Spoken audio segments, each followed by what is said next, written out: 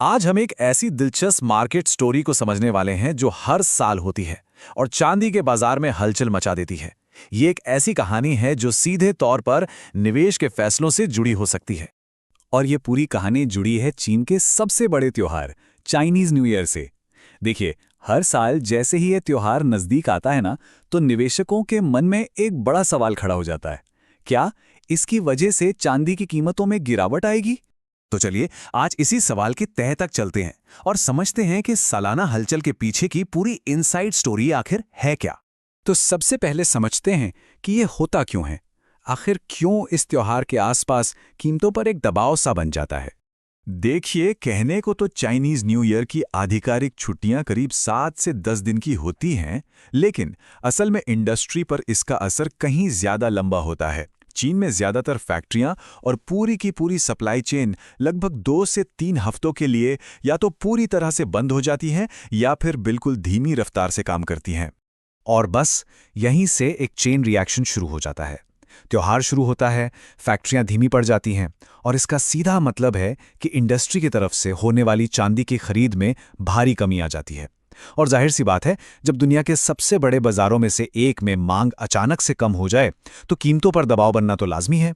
और इसी वजह से लगभग हर साल हमें इस दौरान चांदी के बाजार में या तो एक छोटी मोटी गिरावट देखने को मिलती है या फिर कीमतें एक रेंज में फंसकर रह जाती हैं, जिसे हम कंसोलिडेशन भी कहते हैं। अब यहीं पर कहानी में असली मजा आता है, क्योंकि एक ही सिचुएशन को देखने के दो अलग अलग नजरिए होते हैं। किसी के लिए ये एक जाल है तो किसी के लिए एक बड़ा मौका। यहाँ पे ना दो तरह की सोच काम करती है। एक तरफ है फियरफुल माइंडसेट वाले लोग, वो इस गिरावट को एक खतरे का सिग्नल मानते हैं और नुकसान के डर से अपनी होल्डिंग्स बेचने लगते हैं, मतलब भेड़चाल का हिस्सा बन जाते हैं।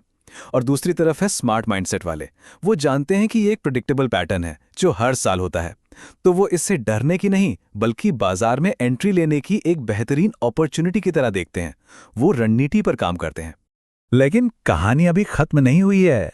असली खेल तो छुट्टियों के बाद शुरू होता है, जिसे हम कहते हैं द रीबाउंड इफेक्ट।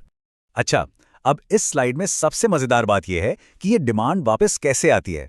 जैसे ही छुट्टियां खत्म होती हैं ना, फैक्ट्रियां दोगुनी रफ्तार से काम पे लग जाती हैं ताकि पिछले हफ्तों की कमी को पूरा किया जा सके। इससे औद्योगिक मांग में जबरदस्त उछाल आता है और अक्सर यहीं से चांदी की कीमतों में एक नई तेजी की शुरुआत होती है। मतलब बिल्कुल साफ है, ये जो शॉर्ट टर्म का दबाव था ये सिर्फ अस्थायी था।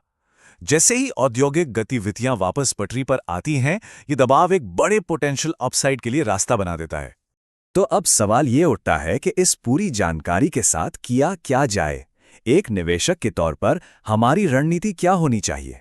देखिए, अगर इस दौरान कीमतों में कोई गिरावट या कमजोरी दिखती है तो उस पीरियड को हम कह सकते हैं एक स्मार्ट एक्यूमुलेशन जोन।